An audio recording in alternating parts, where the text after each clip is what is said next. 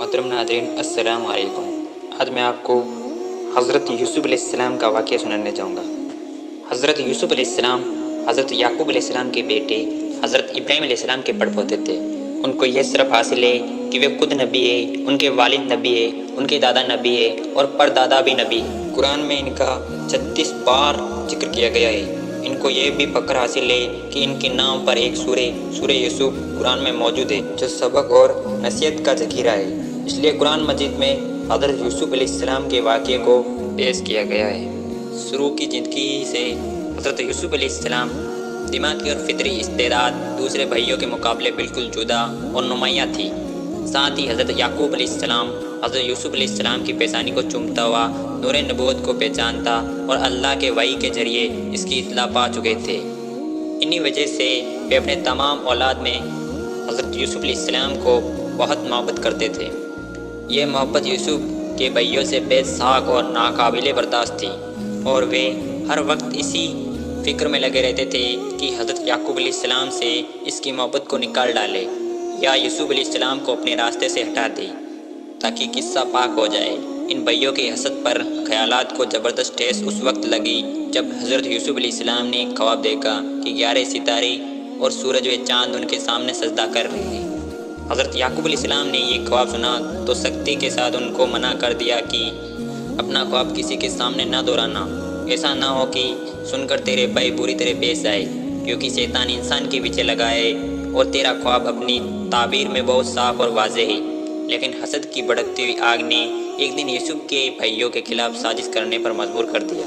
ان میں سے ایک نے کہا، حضرت یوسف علیہ السلام کو قتل نہ کرو، اس کو گمنام کنویں میں ڈال دو تاکہ مسافر اٹھا لے جائے۔ اگر تم کو کرنا ہی ہے تو ایسا کرو۔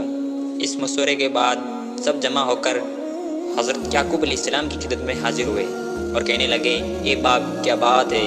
تم کو حضرت یوسف علیہ السلام کے بارے میں ہم پر اعتماد نہیں ہے، حالانکہ ہم اس کے خیر خواہ ہیں۔ حضرت یعقوب علیہ السلام سمجھ گئے کہ ان کے دل میں کھوٹ ہے۔ یعقوب علیہ السلام نے کہا، مجھے اس سے رنج اور دکھ پہنچتا ہے کہ تم اس کو اپنے ساتھ لے جاؤ اور مجھے یہ ڈر ہے کہ اس کو بھیڑیا کھا جائے، تم غافل رہو۔ یوسف کے بھائی نے یہ سن کر کہا، اگر کھا گیا اس کو بھیڑیا جبکہ ہم سب طاقتور ہیں تو بے شک ہم نے تو اس شکل میں سب کچھ گنوا دیا۔ غرض حضرت یوسف علیہ السلام کے بھائی یوسف کو سیر کرانے کے بہانے لے گئے۔ مشورے کے مطابق اس کو ایک ایسے کنویں میں ڈال دیا جس میں پانی نہیں تھا اور مدت سے سوکھا پڑا تھا، اور واپسی میں اس کی قمیض کو کسی جانور کے خون میں تر کر کے روتے ہوئے حضرت یعقوب علیہ السلام کے پاس آئے اور کہنے لگے، اے باپ، اگرچہ ہم اپنی سچائی کو کتنا ہی یقین دلائے مگر تم کو ہر چیز یقین نہیں آئے گا۔ ہم دوڑ میں ایک دوسرے سے آگے نکلنے میں لگے ہوئے تھے، اچانک حضرت یوسف علیہ السلام کو بھیڑیا اٹھا کر لے گیا۔ حضرت یعقوب علیہ السلام نے یوسف کے لباس کو دیکھا تو خون سے لت پت تھا، اگر کسی ایک جگہ سے بھی پھٹانا تھا اور نئے چاک داما تھا۔ فوراً حقیقت پاف کر مگر بھڑکنے، تان و تکنی کرنے اور نفرت اور حقارت کا طریقہ بجائے پیغمبرانہ علم و فراست کے ساتھ بتا دیا کہ حقیقت کی کوشش کے باوجود تم اسے چھپا رہے ہو۔ ادھر یہ باتیں ہو رہی تھی، ادھر حجازی اسماعیلیوں کا قافلہ شام سے مصر کو جا رہا تھا۔ کوا دیکھ کر انہوں نے پانی کے لیے ڈول ڈالا۔ یوسف علیہ السلام کو دیکھ کر جوش سے شور مچایا، بسارا تو ایک غلام ہاتھ آیا۔ اسماعیلی تاجروں نے حضرت یوسف علیہ السلام کو غلام بنا لیا اور بازار میں رواج کے مطابق بیچنے کے لیے پیش کر دیا۔ اسی وقت شاہی خاندان کا ایک رئیس اور مصری فوجوں کا افسر پوتیفار بازار سے گزر رہا تھا۔ اس نے یوسف علیہ السلام کو خرید لیا اور اپنے گھر لا کر بیوی سے کہا، دیکھو اور اس کو عزت سے رکھو، کچھ عجب نہیں کہ ہم کو یہ فائدہ بخشے یا ہم اس کو بیٹا بنا لیں۔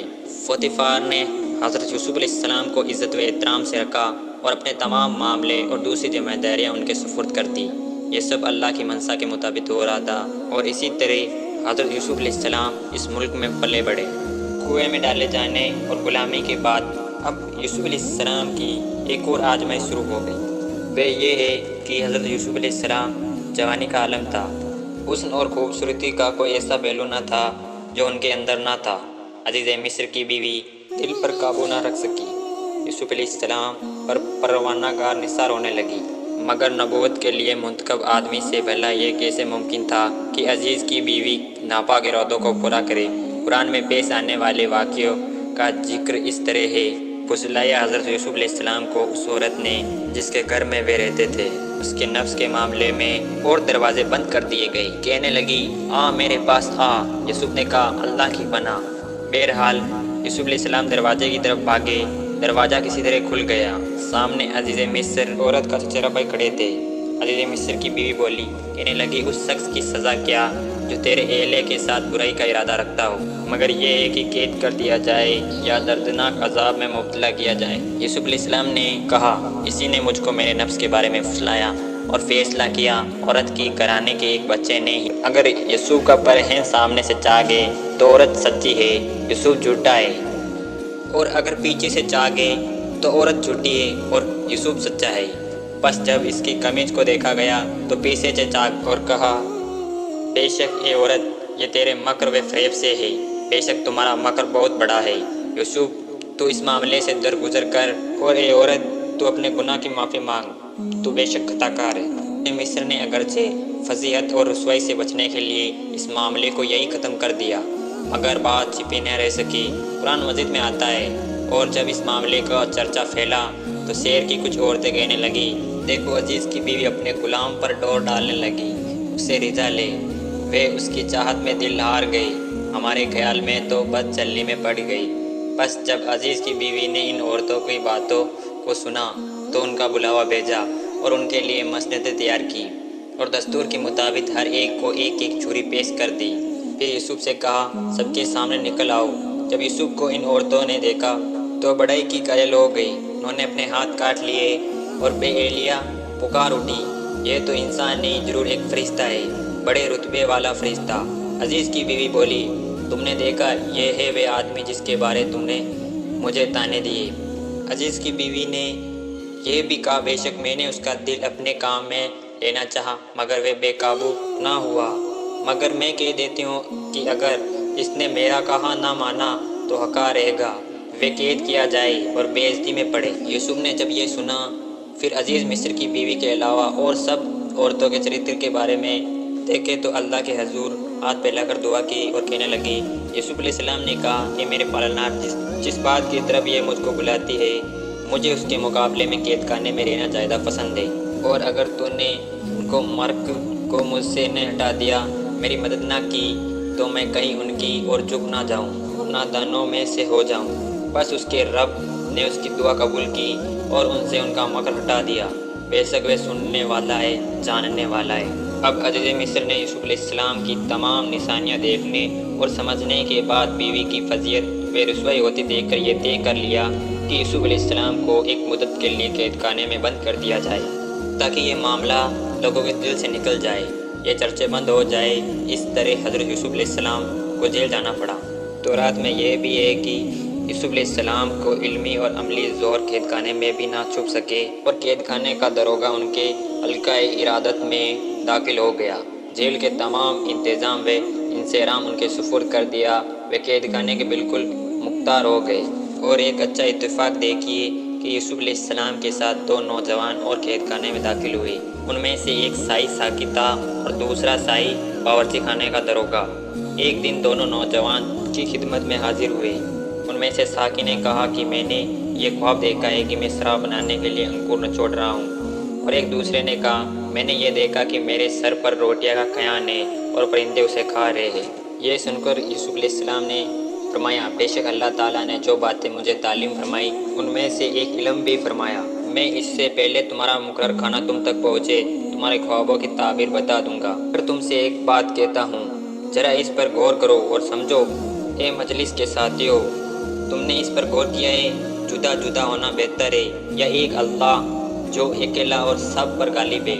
تم اس کے سوا جن ہستیوں کی بندگی کرتے ہو ان کی حقیقت اس سے زیادہ کیا کہ صرف کچھ نام ہے جو تم نے تمہارے باپ دادوں نے رکھ لیے۔ حکومت تو اللہ ہی کے لیے، اس کا یہ فرمان ہے صرف اس کی بندگی کرو، کسی کی نہ کرو، یہی سیدھا دین ہے، مگر اکثر آدمی ایسے ہیں جو نہیں جانتے ہیں۔ رشد و ہدایت کے اس پیغام کے بعد یوسف علیہ السلام نے ان کو خوابوں کی تعبیر کی طرح متوجہ ہوئے اور فرمانے لگے دوستو جس نے دیکھا ہے کہ انگور نچوڑ رہا ہے وہ پھر آزاد ہو کر بادشاہ کے ساتھی کی خدمت میں انجام دے گا۔ جس نے روٹی والا خواب دیکھا ہے اس کو سولی دی جائیں گی اور پرندے اس کے سر کو نوچ نوچ کر کھائیں گے۔ یوسف علیہ السلام جب خواب کی تعبیر سے فارغ ہو گئے تو سارکی سے یہ سمجھ کر وہ نزاد ہو جائیں گا، فرمانے لگے اپنے بادشاہ سے میرا ذکر کرنا۔ سارکی کو جب رہا کیا گیا تو اس کو اپنی مشغولیوں میں کچھ یاد نہ رہا۔ کچھ سال تک یوسف کو جیل میں رہنا پڑا۔